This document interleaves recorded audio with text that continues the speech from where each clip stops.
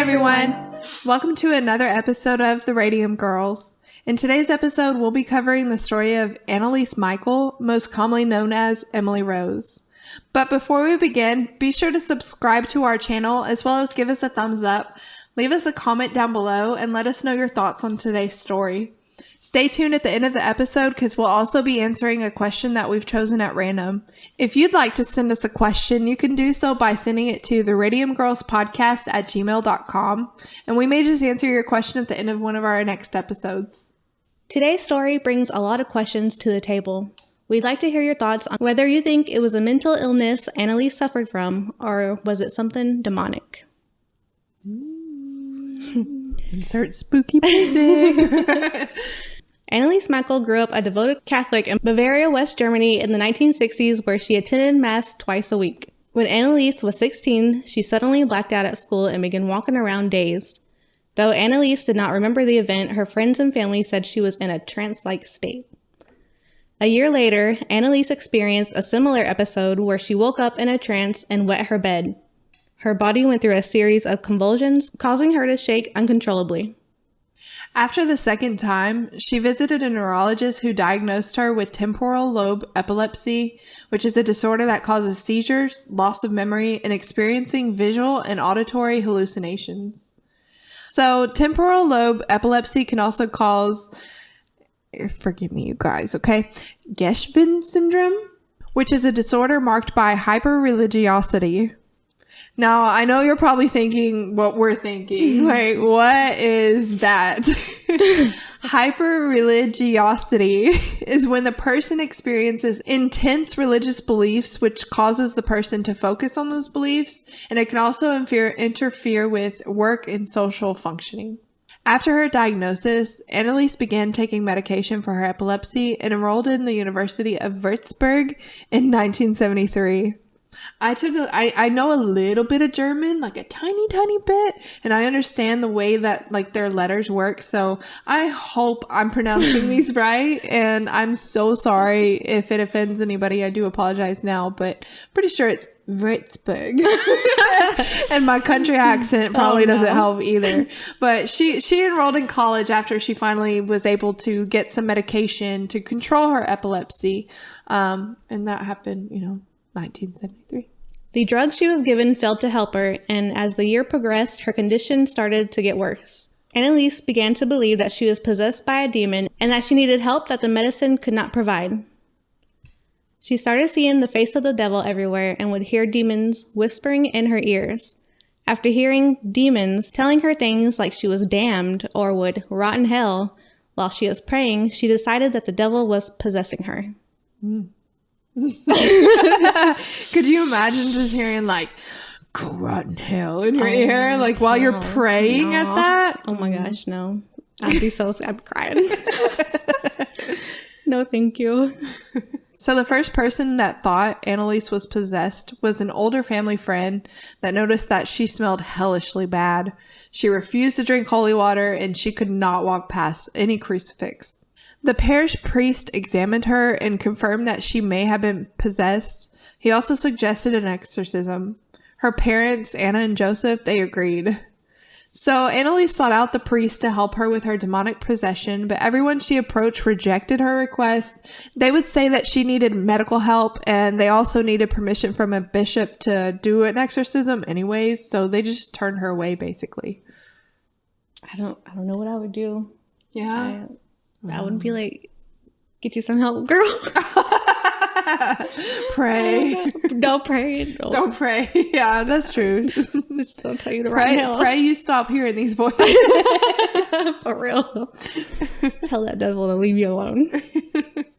At this point, Annaliese's delusions had become extreme. Believing she was possessed, she ripped all her clothes off her body, did up to 400 squats a day, crawl under a table, and bark like a dog for 2 days. She also ate spiders and coal, bit the head off a dead bird, and licked her own urine from the floor. Finally, she and her mother found priest Alt, who believed in her possession. He would later state in court documents that she did not look like an epileptic. So can you imagine, like, one day you're in college and you're on this medication and you feel great. Your life's getting on track. And then all of a sudden you start hearing all these voices in your head and, you know, you can't walk past a cross or anything like that. Yeah. And then all of a sudden you're eating spiders and you're eating coal. Right. Yeah. And what if like her aunt put it in her head, or was her aunt? Oh, was it like a family friend? Oh, yeah. Maybe she put it in her head that she was possessed and stuff. And then now she's doing all this. It's like, I feel like there's some sort of disorder that is like that, where they hear something and they feed on that and they believe it to be true, and then that happens. It could be a case here, but like pissing on the floor and then licking it up. She ate a bird. Okay, Ozzy Osbourne. I mean, come on. Could you imagine? I just couldn't imagine. She did 400 squats a day. She got killer thighs. That's true. Like, yeah. I can't even do that. I could just take that part of it and be okay. Yeah, I'd definitely be possessed. Like, possess me. Possess me with squats. Annaliese would write to Alt stating, "I am nothing. Everything about me is vanity. What should I do? I have to improve. You pray for me." But another time she told him, "I want to suffer for other people, but this is so cruel." Alt petitioned the local Bishop Joseph Stengel. I'm so sorry for mispronouncing that. I know I did. But he would eventually approve his request and granted a local priest, Arnold Renz, permission to perform an exorcism, but ordered that it be carried out in total secrecy. So, I wonder. Yeah, you can perform this exorcism, but do not tell a soul. So I wonder if like they believed it, or because they did it in secrecy, they didn't want nobody to know. Right, like they believed it, but they wanted to keep this image of, you know, there are no exorcisms. And I was thinking maybe they didn't believe it, but just wanted to like satisfy them. Oh, I see what you're saying. Did it say they believed it? I don't know, because they petitioned, right? Oh, the priest. Yeah, Priest Alt, which is the one her mother found. Oh, and he petitioned it. Was possessed, so okay. Yeah, he believed in the possession. And he petitioned it, and then that local bishop. So it could have been the bishop's way of, like you're saying, like, you can do it, but just keep it quiet, because I can't have my reputation tainted that I believe in this exorcism, or I believe in this possession, but go ahead and do it just so you'd get off my back. You know, it could have been that. Ooh. For sure. Over the next 10 months, Alt and Renz conducted 67 exorcisms lasting up to 4 hours on the young woman. Hold on. As we just were discussing just right before this sentence. So this kind of changes everything. If you're allowing these exorcisms to go on in secrecy.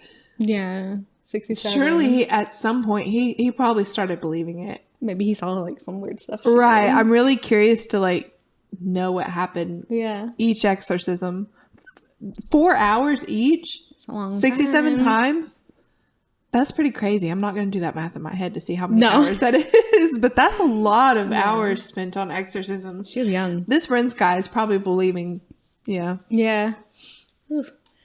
Through these sessions, Anneliese revealed that she believed she was possessed by 6 demons: Lucifer, Cain, Judas, Adolf Hitler, Nero, and Fleischmann, a disgraced priest.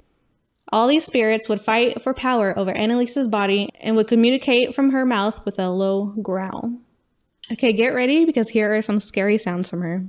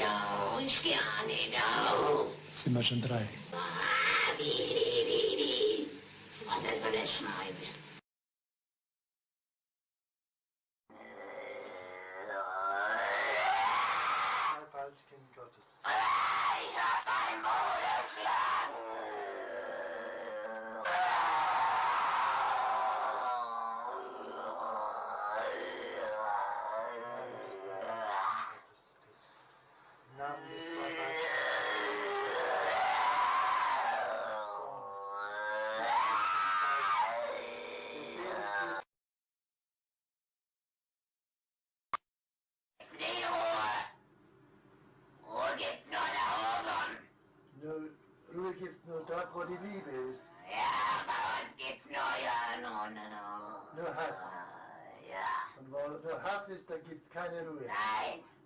Und für uns gibt's nie Ruhe. Nie. Weil In der Ewigkeit.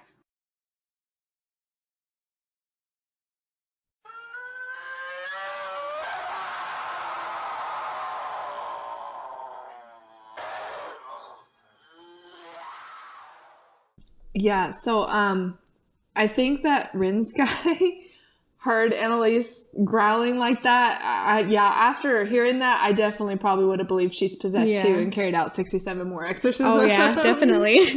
Oh, man. That's scary. So the demons would actually argue with each other. Hitler would say, people are stupid as pigs. They think it's all over after death. It goes on. And Judas says Hitler was nothing but a big mouth who had no real say in hell. You go, Judas. You For know? real. You may be some sort of a demon, but Even in hell. yeah, that's great.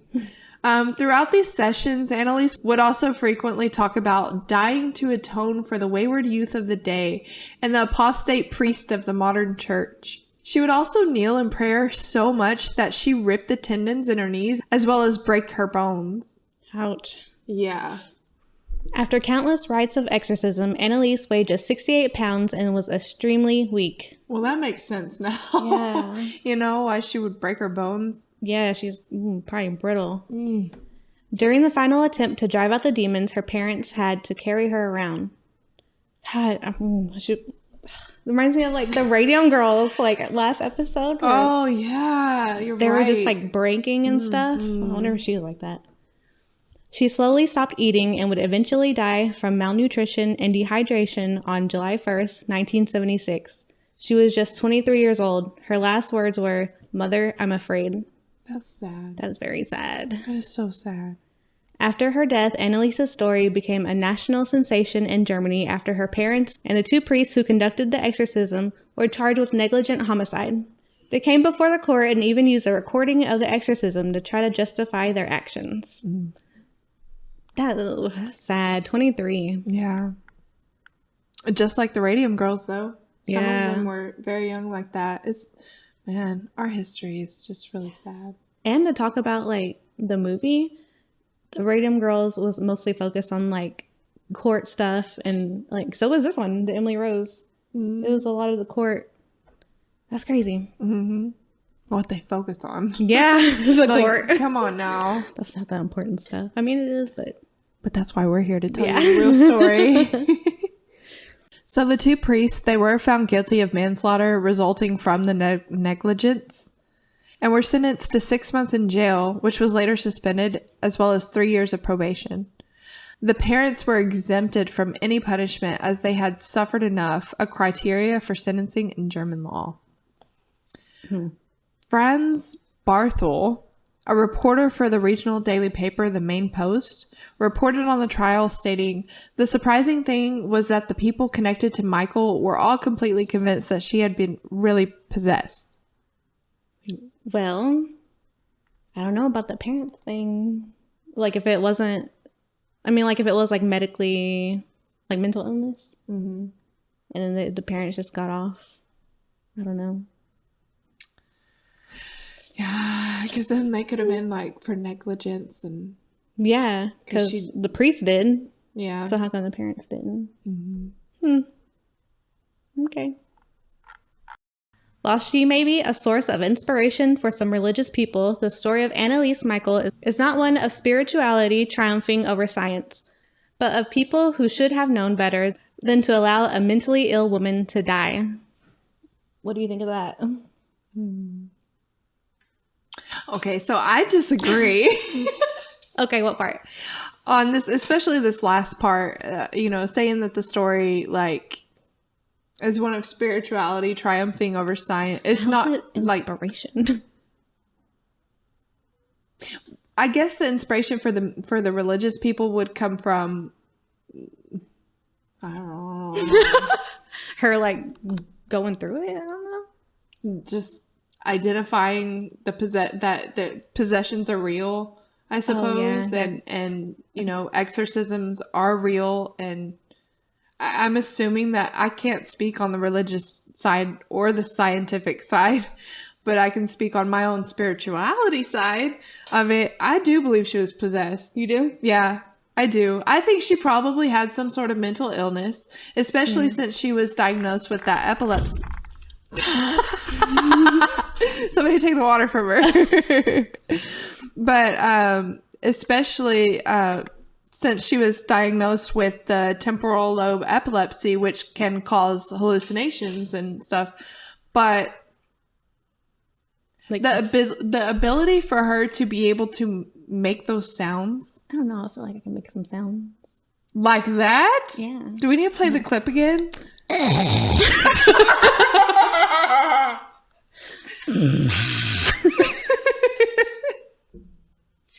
I don't know. We're not gonna put that. Why not? I love it. I'm sorry, it's not funny. It's not. It's not. I tried. I was trying to prove my point too. You know, like point not proven. Point not proven. Do you disagree? Somewhat, yeah. You think she was just mentally ill? I think maybe, yeah, they put it in her head and like she fed off of that. But yeah, mental illness. You think so? So do you think it could have been like maybe she had some sort of form of like schizophrenia, something that back in the day, back in these times, weren't as recognized, or you know, I don't even know. 1976. I don't even know when schizophrenia was first like discovered. Yeah, I feel like it could have been earlier than that, but also this is talking of times where, you know, they still used electrotherapy for people who were gay and stuff, you know. So you think it could have been maybe some form of schizophrenia where she's hearing these voices telling her to rot in hell and stuff? Yeah, probably. But hey, what's that other thing called? That syndrome that I was thinking of earlier? Oh, it can. Oh, yeah. Oh, the hyper religiosity. Yeah, but I don't know. I think it could be a mixture of things, but I believe in possessions. I've actually experienced it, or what I feel like was a possession before. Nothing to the extent of this, and we could probably talk about that some other time, or we could talk about it here. But yeah, I definitely felt like I was possessed one time. I was just like sleeping on the couch, and I was going through a lot of. I had an NDE, so I really felt like my body and my spirit was open to influences from anything like that, demons possibly. And I slept on the couch, and I woke up at 3 a.m. like had an outer body experience where I was watching myself, and I walked through the house into my bedroom, stopped in front of a mirror. My hair was falling over my face, so I couldn't see my face, but I could see like through the hair, you know. I stared at myself for, it had to be like 10 minutes, just standing there in front of the mirror. And but I'm watching myself from outside of my body. Girl. And if y'all know anything about mirrors and this stuff, you're not supposed to have mirrors pointed at your bed. And this mirror was not pointed at my bed. But I have a feeling that it was kind of like one of those moments where this is like, I'm staring in the mirror and, you know, point the mirror to your bed, trying to, you know, the demon's talking to me or something. I didn't hear voices, not like that, nothing like that. But I definitely stood there for about 10 minutes. And then I walked to the bathroom and like used the restroom and got up, and I'm still watching myself from outside, watching this happen. And then all of a sudden, I grabbed the door handle and I opened it. And when I did, I like smacked myself like really hard. Like I literally just like stood there and was just like pop, and I popped my forehead. And my mom and my stepdad can attest to this. They were there. They were asleep because their bedroom was right next to the bathroom. And they come in running in there, and my mom, I think she said it sounded like a bull in a china cabinet, where it's just like boom, you know, and then you hear me fall on the ground, and then I like instantly woke up and was like, where am I? I fully believe in possessions, and so I can empathize with this possibly being a possession. Do you think you were sleepwalking? I've never slept walk before. Well, have you ever been possessed before? I've had outer body experiences before, but not where my body was being controlled by something and I didn't know. Like I knew because I was aware of everything. Yeah. But I couldn't control my body. Freaky. Yeah. So I think it could have been a possession. It could have been just you know, these syndromes, the Just-Wind syndrome, or, you know, her religiosity. Yeah, but I don't know. It kind of sucks that they both got charged and not the parents. I mean, because they were there too.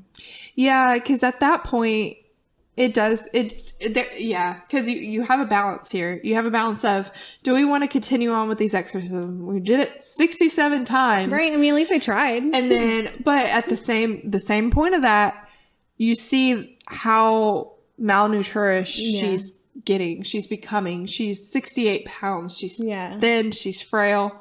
Why have you not taken her to a hospital? Right, yeah. You know? That's the thing, too. Like, get that girl help. Yeah. And I understand they tried what they thought was right. Yeah. But I don't know. As a parent, because I'm a parent, first of all, I'm going to go to the hospital first. Yes. They could have done both. Yeah, they could have done both. And, you know, if the hospital did all that they could, then I probably would have turned to the option of that. Yeah. But I also could see, because it's like the religious part of it. I mean, they also said like her medicine wasn't working. Mm-hmm. But but maybe like, did they not have money to maybe take her to seek medical help? I guess we don't know. Yeah, that's true. I don't know. What do you think? Do you think she was possessed? Do you think that this could have been some medical? Yeah, that could have been prevented. Her death could have been prevented. Probably. Do you think the parents should have been charged as well? Do you feel like the priest's sentence was too much, or do you feel like they should have gotten more? Was it a negligence manslaughter? What are your thoughts? Yeah. Let us know in the comments below. Yeah, let us know, because this story's crazy. So, yeah. So, we also have a question for you guys. Or, well, I guess it's for us to answer for you guys. Yeah. So, we'll get to that. Okay, so we have a question. Are you ready? I'm ready. Are you afraid of ghosts? No. No way. Are you kidding me? That's an absolute yes. I love Ghostbuster over here. I absolutely love this topic with Val, because I have so many paranormal experiences that follow me. My family will tell you I'm haunted. She is haunted. They follow me to any house, like anywhere I go. And I love telling Val about these. She's telling me stories like every day. Yeah, pretty much. Oh my gosh, yes. There's children spirits that live in my house, because she'd be like, let me have your little feet running. Yes. I'll be laying in bed and my son's like knocked out of sleep, or he's not even here. I've heard it when he's not here. And I'll just hear like little pitter patter. And then it'll get quiet. And I'm like, okay.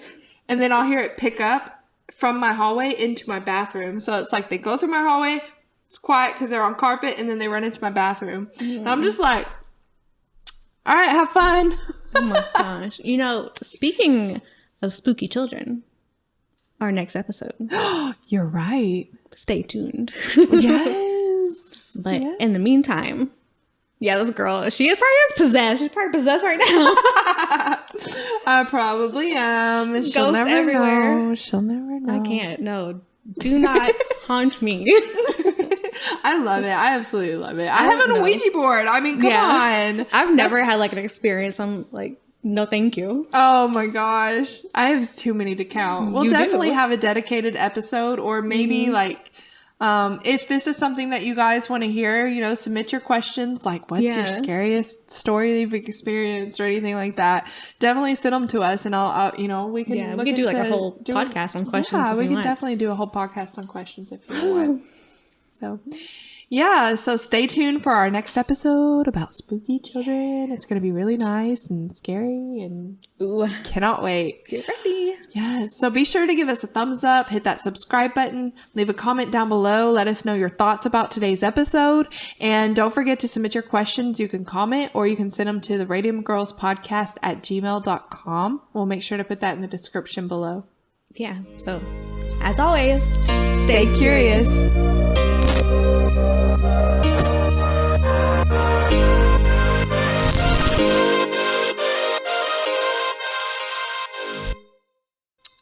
I'm sorry, you guys, before we move on, my dogs are over here on the couch, and we'll put a picture up. If you're listening to our podcast, please go check out our YouTube. We'll probably also post it on our Facebook page because it is the absolute cutest thing. The little one, Zelda, her tongue is sticking out about almost an inch. It is the most sweetest, adorable thing I've ever seen. We'll definitely post a picture for you guys.